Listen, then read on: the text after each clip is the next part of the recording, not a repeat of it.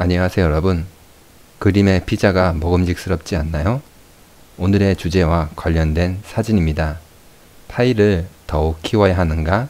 아니면 있는 파이를 잘 나누어 먹을까? 라는 고민입니다. 바로 성장과 분배의 문제입니다. TV나 신문을 보면 소득주도 성장에 대해서 이런저런 말이 많습니다.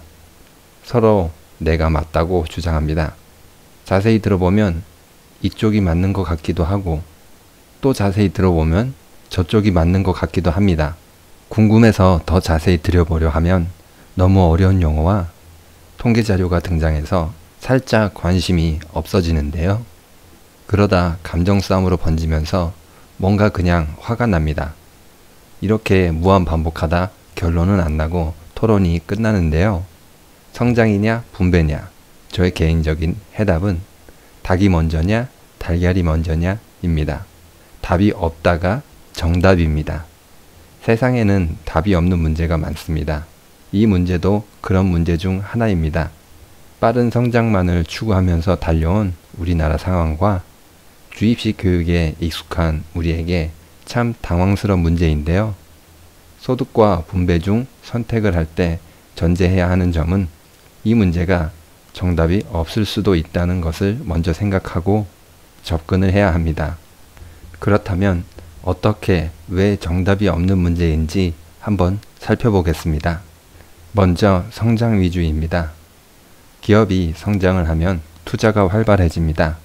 기업은 사업을 키우기 위해서 사람들을 고용을 하고 사람들이 고용이 늘어나게 되면 자연스럽게 소득이 증가하게 됩니다. 소득이 증가한 사람은 자연적으로 경제력을 바탕으로 소비가 늘어나게 됩니다. 기업들의 제품을 더욱 많이 구매할 수 있다는 것입니다.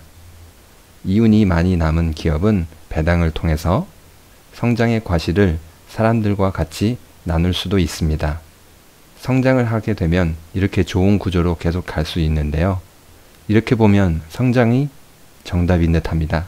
그렇다면 이번에는 소득주도를 살펴볼까요? 개인의 소득이 증가하게 되면 무엇을 할까요? 맛있는 음식도 먹고 새 옷도 사고 여행도 가고 할 것입니다.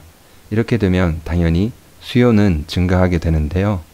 기업으로부터 더욱 많은 물건을 살 수 있게 됩니다. 기업은 물건을 전보다 더욱 많이 팔 수 있게 되었는데요. 전보다 매출이 늘었으니 기업은 성장했습니다. 기업이 성장하면 자연적으로 투자가 늘어나게 됩니다. 새로운 공장을 짓고 사람도 새로 뽑아야 합니다. 남은 기업의 이윤을 개인들에게 배당을 통해서 나누어 줄 수도 있습니다. 그리고 이 구조는 계속 선순환할 수도 있습니다. 이렇게 보니 또 소득주도가 정답인 듯한데요. 어라? 좀 이상하지 않나요? 뭔가 계속 돌고 돌지 않나요? 맞습니다. 두 개의 주장을 비교해보면 이렇습니다. 구조를 살펴보신다면 흐름은 똑같습니다. 시작이 다를 뿐이지 같은 내용을 주장하고 있는 건데요. 이 문제는 마치 어떤 문제와 많이 비슷하지 않나요? 바로 닭이 먼저냐 달걀이 먼저냐 문제처럼 말입니다. 사실 무엇이 먼저인지 알 수 없는데요. 알이 없으면 닭이 생길 수 없고 닭이 없으면 달걀이 생길 수 없는 것처럼 말입니다. 성장과 소득 주도 역시 이와 마찬가지입니다. 그러니 TV나 신문에서 사람들이 이 문제를 가지고 싸운다면 오늘도 저분들이 닭이 먼저인지 달걀이 먼저인지 토론하고 계시는구나 하고 생각하시면 됩니다. 그런데 성장 위주 정책도 정답인데 실패했습니다. 정확히 성장 위주 정책 자체가 틀린 것이 아닙니다. 하지만 현실에서는 실패했는데요.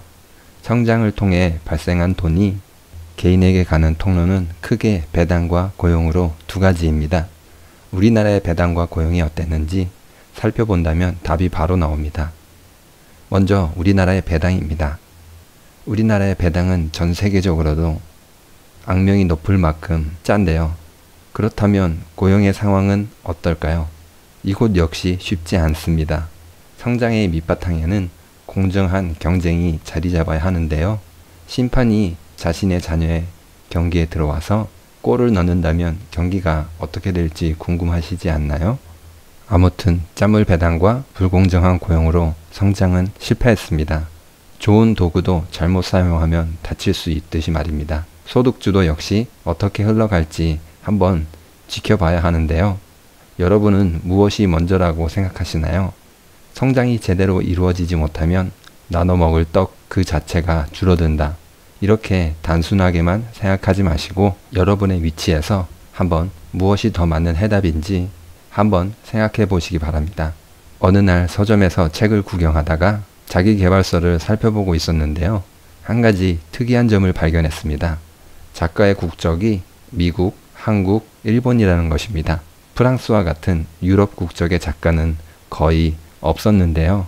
기업에 더욱 많은 자유를 그리고 감세를 미국의 신자유주의와 그를 따르는 두 명이 앉아서 뭔가를 이야기하는 것처럼 보였습니다. 물론 기업의 자유를 바탕으로 혁신이 일어나는 것을 부정하지는 않습니다.